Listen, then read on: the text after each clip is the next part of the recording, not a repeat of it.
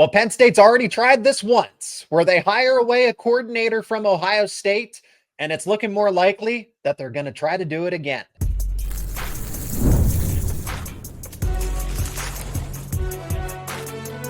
You are Locked On College Crossover, part of the Locked On Podcast Network. Your team every day. That is right. You are locked on to Penn State and Ohio State football in this crossover episode. My name is Zach Seyko, and I am the host of Locked On Nittany Lions, your daily source for all things Penn State. And I am joined by Jay Stevens, the host of Locked On Buckeyes, your daily source for all things Ohio State. As we're going to talk about coaching rumors, the coaching news, what this would mean for Ohio State, we're going to preview Ohio State versus Penn State, as there is a game this weekend. So we're going to get into the X's and O's and the storylines, but we got to begin with Brian Hartline to Penn State, as there seems to be a lot more momentum. I mean, Jay, we just had this conversation a few days ago speculating, hey, this would make sense for the Nittany Lions, but now there is some serious momentum where he's rising up Penn State's hot board. What are you hearing over at Ohio State? Is there serious concern here? Or is Penn State going to do this again? I know hindsight's 2020 and the Jim Knowles experiment hasn't worked out, but what is the concern level over in Columbus right now? I think the concern level is it would be annoying if Penn State took another assistant coach, and not just an assistant coach, but it's a guy that's a Buckeye who played at Ohio State, went off to the NFL, had a decent NFL career, came back, and now he's been coaching at Ohio State under Urban and now under Ryan Day. It would be a little bit weird, weirder than Knowles leaving, even though the Knowles situation was very weird and things you don't normally hear about, but I think it might hurt Ohio State fans if Hartline ends up leaving Ohio State for the Penn State job. But everybody knows Hartline's going to be a head coach at some point in time.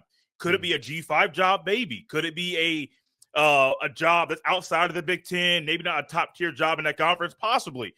But if you go to Penn State, it's going to hurt a little bit. I guarantee there will be Ohio State fans and people that cover Ohio State that might make some comments they probably shouldn't make in regards to Hartline leaving for Penn State. But if this is your first job, just taking the Ohio State thing away from it, that's a good thing. You want a job like this to be your first head coaching job. However, under these circumstances, you may not want to go there because you're going to have to try to put the pieces back together, not just with the culture, which I don't think the culture is completely broken. It's not like it was when Franklin got there and even when a few coaches before that. It's a little bit different, but not just putting the culture together, the confidence of this team at Penn State is not the same confidence that you would expect. And so then you have to add in the recruiting, which he is a really good recruiter, but would a five-star kid want to go to a place like Penn State with a first-time head coach? I don't know. It'd be weird if he went. I'm not going to lie to you. It would be weird. I've been a Hartline fan for a while, but I can see it happening. Yeah, and from Penn State's perspective, I mean, this one is somebody that, okay, I like the idea, but I group him with, you know, the idea around Will Stein, right? I don't know that Penn State's going to go with the coordinator. It does make sense to me, but I'm a podcast host. You know, I'm covering the team. I'm not in those board meetings trying to vet a candidate, even though I thought, hey, Will Stein would be a good coach for them. Just, you know, maybe later on. There are better options out there. But as you start to really think about it, Brian Hartline, look at what Notre Dame has done with Marcus Freeman. Look at what Dan Lanning has done with Oregon, Kirby Smart with Georgia. I know that's that's not the standard. That's more of an exception. Right. Even though there are a few of them, that's certainly not the standard that, oh, you're just going to hit on a coordinator and they're going to become the next elite head coach. But also in that same regard, he doesn't have any head coaching experience. I mean, neither did Ryan Day. Right. Correct. Ryan Day was a 1-year full-time OC for Ohio State and then took over for Urban Meyer. And look at where the Buckeyes are now. If Penn State were to hire Brian Hartline, I think that's an A hire. I don't know if it's an A+, right? Mike Elko, Kalen DeBoer kind of fall into those. If we're talking about anybody, you know, grading the actual hire, because there is the risk. One, the risk is that he doesn't have the experience. This is too much for him right out of the gate, and Penn State can correct course if they need to. You also have to run the risk that eventually, what does Ryan Day go to the NFL? Okay, let's just, you know, that's out there. That's been discussed. Some people wanted him gone after losing to Michigan. What if that, you know, you lose this many assistants and it catches up to you at some point in time? And then, well, bring the hometown kid home, right? Because Brian Hartline's dream job isn't being the Penn State head coach. It's being the Ohio State head coach. But Ryan Day's still there. And if he doesn't leave for the next 10, 15, 20 years, okay, it's not Penn State's problem. But if he leaves in the next 3 to 5, then that's a bigger issue. But those are the only two things that I can think of here. Everything else I like about Hartline as a candidate. A couple things here, Zach. One of them is maybe this could be the cheaper route for Penn State because of the buyout they just had to hand over to James Franklin. And if they let some of those coaches go, that could be more money they have to dump out to get the coaches off of the books. And so that's one thing. It could be the cheaper route. But then also, does Hartline have the connections to bring in guys from around the country to be assistant coaches that are high-quality guys? I'm not saying he can't fill a coaching staff, but are they high-quality, the kind of guys you need at Penn State to compete with Ohio State and Michigan and now Oregon to win Big Ten titles? Those are things that I think Penn State needs to consider. Because if it is a cheaper route that might be the best short term, it might not be the best long term. But when you think about the assistant coaches, I doubt a lot of the guys that are currently there will be there with whoever the next head coach is going to be. Let's say it is Brian Hartline for this example. Mm-hmm. You have to go out there and get guys to come into a situation that's not normal. It's not like Ryan Day when Ryan Day took over for Urban Meyer. It's not that kind of transition. It is a program that is known for being successful, for competing, trying to win Big Ten titles, but it's also had some down years and some pretty dark years over the past 20 years. So is this the kind of time to make this guy the right head coach? The one positive, major positive, is Hartline can recruit like crazy. And so you're going to bring in the guy in, let's say it is a head coach, to recruit every position all over the country and maybe even all over the world. That's a major winning point, a major selling point, because like James Franklin could recruit. That's one of the things that I liked about him was that he could recruit. Hartline could do the same thing. So for Hartline, it'd be great if this is his first head coaching job. I think for Penn State, you kind of have to weigh in all the factors. If you're going with the cheap route, that might not be the best long-term for the school, for the program. But if cheap now is kind of like a Signetti thing, you go cheap initially, then you have a little success and then you dump some more money in, I can see that happening. I think I'm honestly not worried about the cost. You know, whatever, if Penn State wants to go and get a candidate that costs 10, 11, 12 million dollars a season, or if it saves money in the short term. I think they were prepared one way or another. And James Franklin seems, as days go by, and Jay, this situation is very fluid. James Franklin could be a head coach somewhere sooner rather than later, and then Penn State does not have as much of a bill to pay Franklin if he takes that other premier job or another high level job in the college football ranks. So, and money aside, I get what you're trying to say, and it would help. Here's the thing with Hartline, though. This is the solution: is just build the staff around him. I would imagine that he has connections playing in the NFL, being one of the best recruiters individually in the country, being one of the best position coaches he develops. So even if Ohio State is still going to retain all the 5-star receivers and the assistants that, they're not going to follow him to Penn State, Hartline's still going to be somewhat of a draw regardless. Okay. It's not going to be, Penn State's never going to get another Jeremiah Smith type of player. Okay, but what about the guy after him? What about the guy slightly after him? Because Penn State's not even getting those guys when they had James Franklin. Okay, but now you open that door with Brian Hartline. So what happens? Because I'm talking about what happens if Penn State actually lands him. What happens at Ohio State if Brian Hartline were to leave? We'll address that and get into this Penn State Ohio State game preview coming up next here on this Locked On Crossover. This episode is brought to you by Mazda. Mazda crafts cars for those who do more than simply move. Mazda delivers confidence with every ride with more IIHS Top Safety Pick Plus awards than anyone else as of August 2025. From footwork to breathwork, athletes sweat all the details. Mazda brings this same attention to how we craft every model. You can feel Japanese craftsmanship in every detail, from the metallic accents to available Napa leather upholstery. You can make everyday drives feel like anything but, from smooth handling to intuitive controls. With all-wheel drive standard in every crossover SUV, you can drive with confidence through almost any season. like our players, we sweat every detail because when you make every move count, impossible becomes irrelevant. Mazda, move and be moved. Still to come on this crossover episode, we're going to talk about the storylines and keys to the game for Penn State versus Ohio State. It's not the top 5 matchup that I thought we would have. If you go back to my takes early in the preseason, geez, those were freezing cold. But we still have a game that Ryan Day says is a top tier matchup according to him. So I appreciate that. I appreciate that, Coach. What if Brian Hartline were to leave? Actually, no speculation, it actually happens for Penn State. Well, I started to give a glimpse of what it would do for Penn State. For Ohio State, Jay, this is where I'm curious, because you don't just immediately plug and play another coach. You also lose another you also lose another coordinator in this following offseason. Jim Knowles to Penn State. Okay, you replaced him very well with Matt Patricia. So I imagine that Ohio State's not going to have any issues. They went from Chip Kelly to Brian Hartline. They'll find somebody else. That job is going to be coveted. Who knows? Maybe it's maybe I might be crazy for saying Tyler Bowen because he does have play calling experience, but you couldn't hire internally, promote internally, and the situation's going to be figured out. But I want to know about the recruiting, potentially losing any other assistants. What are the ramifications here for the Buckeyes? Honestly, it's going to be similar to something. I won't say similar because it was a different situation. But before Hartline got the job, Zach Smith was a receivers coach. Former Zach Smith was been there with Urban down in Florida, and now he was fellow podcaster. Correct, fellow podcaster.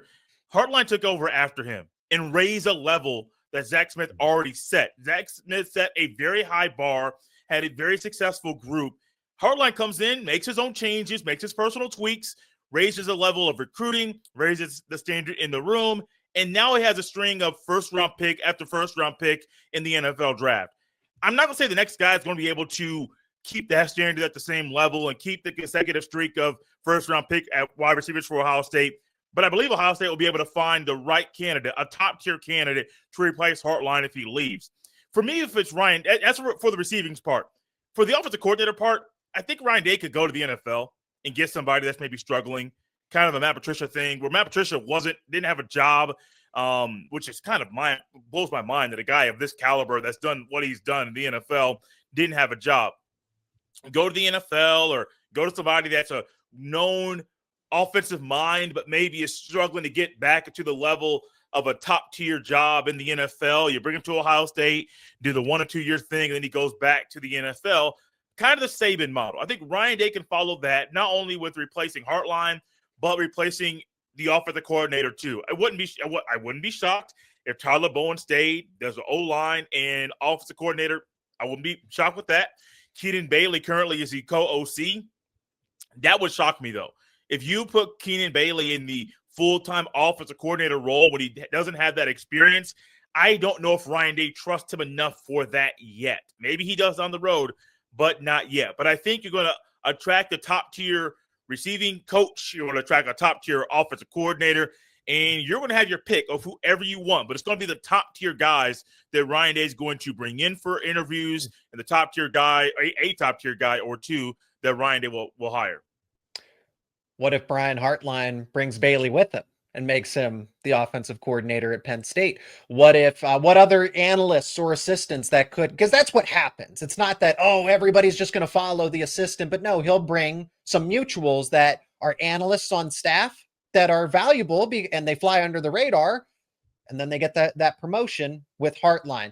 I don't think, Jeremiah Smith, unfortunately, is not following him to Penn State. No, that's not going to happen. And like I said, you're not going to see, it's not that Ohio State's going to take a hit in recruiting. It's that everything else for Penn State is going to get better. Wide receiver recruiting is going to get better. Quarterback recruiting is going to get better because you want to throw to those elite targets. You're going to get different. You're just going to get a different vision for the program. And that's why I co-sign this decision if they're able to make it happen.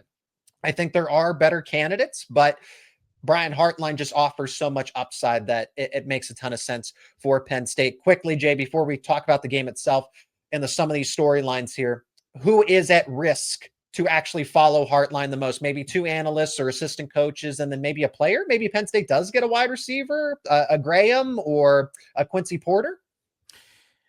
The analysts come and go so quickly that wouldn't be shocked because those are mainly older NFL coaches that come in to be an analyst. If one goes or if two go, that wouldn't be a big deal for Ryan Day because he can go out there and get another analyst very easily. Players that could leave. I was thinking more Bryson Rodgers because I think he's ready to play, but he's right behind Ennis, Tate, and Smith, where Tate's probably going to leave. But Quincy Porter's climbing that depth chart. And it wouldn't shock me if Quincy Porter finds a way with his frame and his ability to be a really good route runner at a very young age to jump Bryson Rodgers.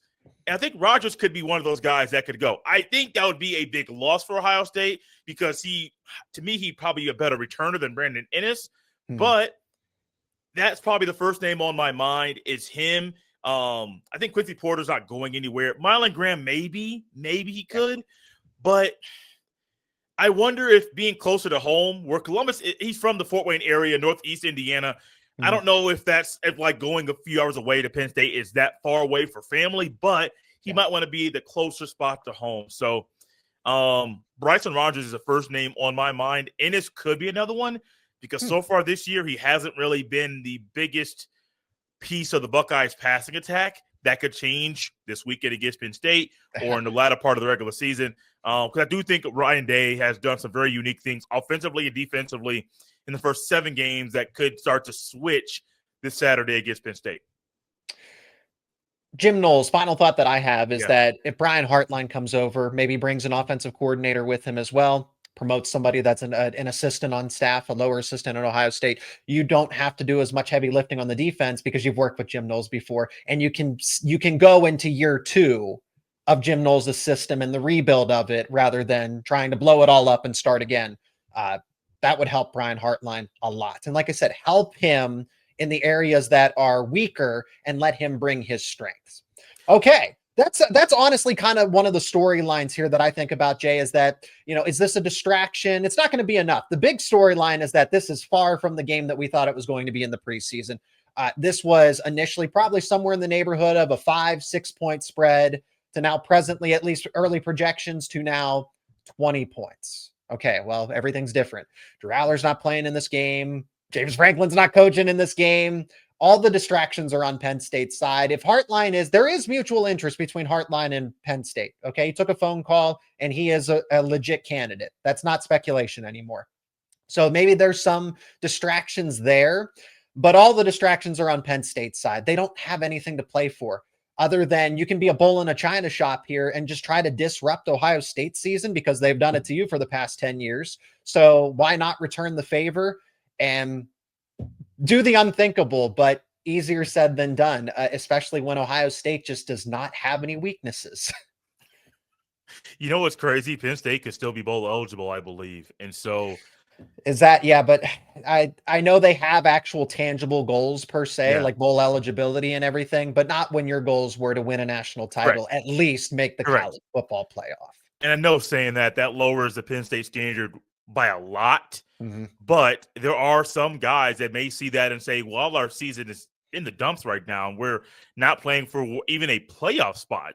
You're trying to salvage what you can this year, and that could be something that could be a goal for the team that, hey, this first part of the year didn't go well at all. Maybe we could try to put this thing together and still make a bowl game. I don't know, man. It's weird because, Zach, I was thinking this is going to be 1 versus 2 potentially.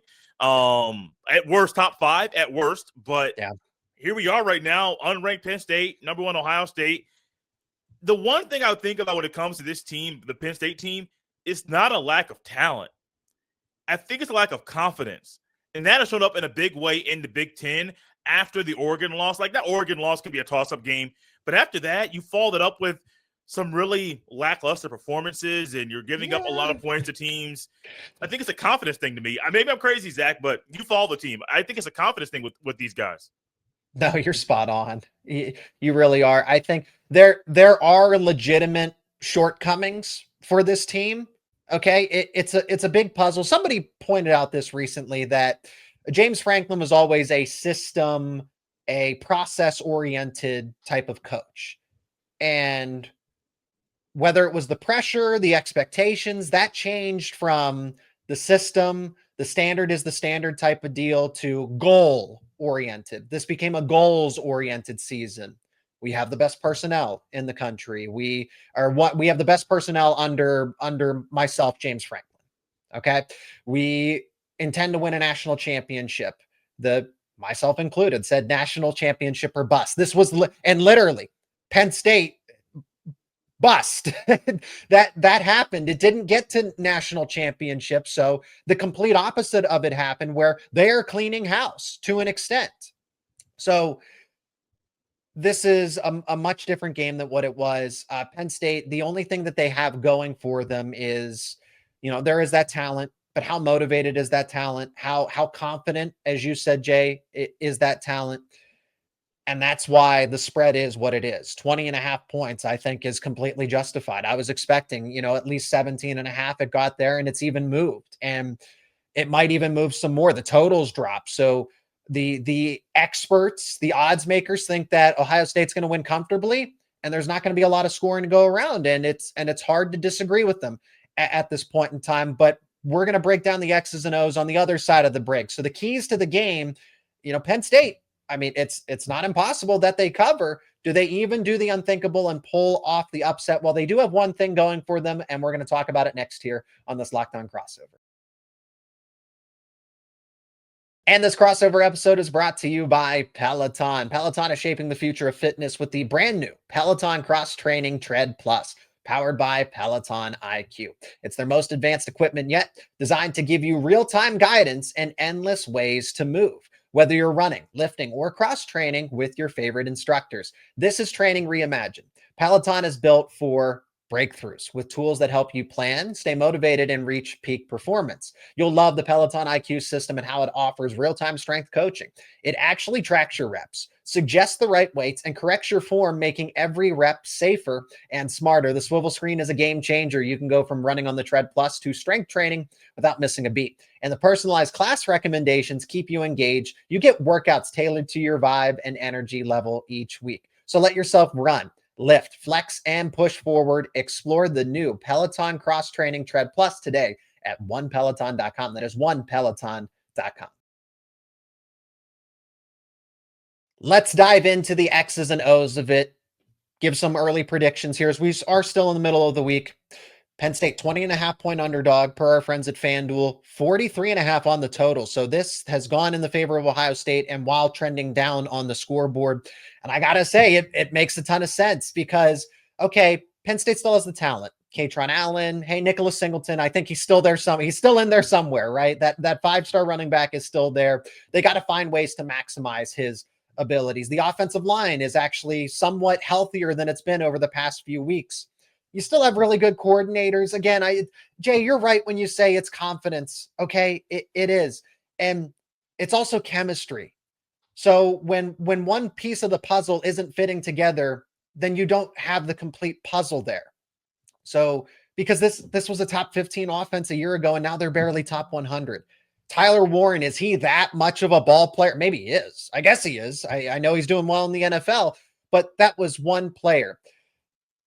You have your offensive line, you have your running backs, you upgraded at wide receiver, and it somehow hasn't worked together. Here's the thing though, quarterback. Okay. If Drew Allar was starting this game, I'd feel a lot more confident about an upset. And I know people are going to dunk and say that, oh, Drew Allar stinks too. There's no difference between him and Ethan Grunkemeyer. There's a huge difference. Okay. Grunkemeyer is a capable quarterback, but he's a backup going up against the number 2 defense in the country on the road in Columbus. He's from Ohio, so this will be a return. This will be a homecoming for him, but that's what all Ohio State just needs to be simple. Stack the box, sell out for the run, dare Penn State to pass. Can they? The thing that I teased in the previous segment, that Penn State has something going for them, one thing, it's the element of surprise. They're holding closed sessions for the offense that we didn't get to see as the media this past week. They're trying to stir up something. They're trying to make something. So will Penn State, I think Penn State will be a little more effective offensively, but then when Ohio State creates those turnovers, gets those easy 3 and outs, is the defense going to be able to stop them? Is the defense going to be able to hold up, force turnovers in its own right? Probably not. Zach, you said it so well. This team, Ohio State, has found ways, as I say, to suffocate everybody that they've played. Even when you go back to Texas, yeah, Arch Manning had more passing yards than Julian Sand, but it was clear that Julian Sand had the better day. Arch Manning struggled outside of one long pass. Both quarterbacks only had one long pass, but Arch Manning never got comfortable. He never was able to set his feet. He never got his mechanics properly in place, and it showed up in a big way. You go through every game Ohio State has played. They've done that same thing to different teams that provide different challenges for them. The one thing I think about when it comes to the win over Washington was that Washington has a three-headed monster on offense, and they were controlled. They were contained the entire time.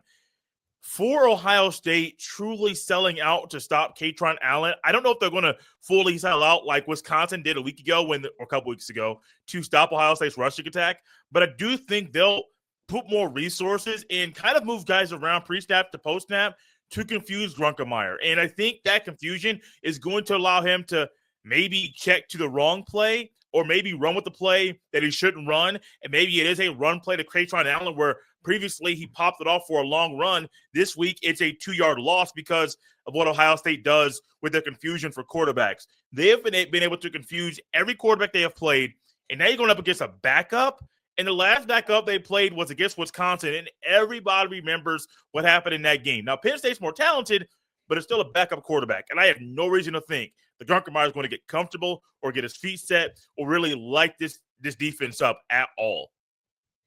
And that's just it. So that advantage, that competitive advantage that Ohio State has really going for them, Drew Allar offset that to an extent. I know he throws the detrimental turnover, the interception, but it's not like he's throwing 3, 4, 5 interceptions in a game. And I'm not saying Grunkemeyer will do that, but it's just easier to confuse the quarterback. You're going to be able to trick him. And that's Johnny Manziel said it very well with Patricia going up against Tom Brady and Peyton Manning and Ben Roethlisberger and Drew Brees for so many years that now you're going up against Arch Manning and backup redshirt freshman quarterbacks against Penn State. This is easy for him. And you have the talent to supplement all of it where you can just do simple schemes that are still complex to the opponent. So that's really the breakdown of it. Is you have so much going for you if you're Ohio State. I thought the offense would really kick it into high gear at this point in time.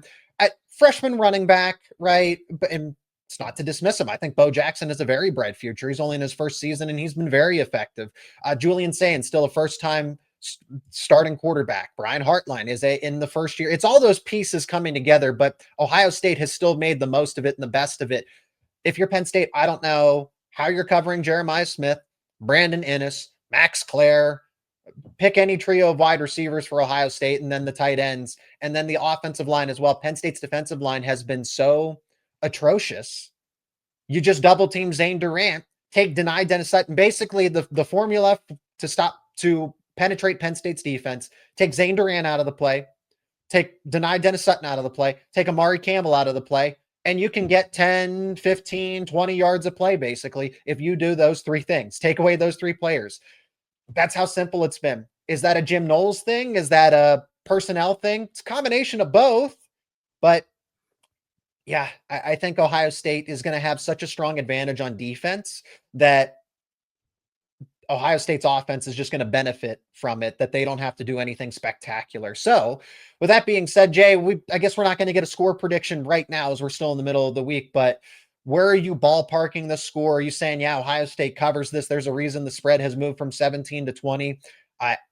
When I was predicting this game or trying to map it out during the bye week, I was thinking 38-13 Ohio State. So that covers that spread.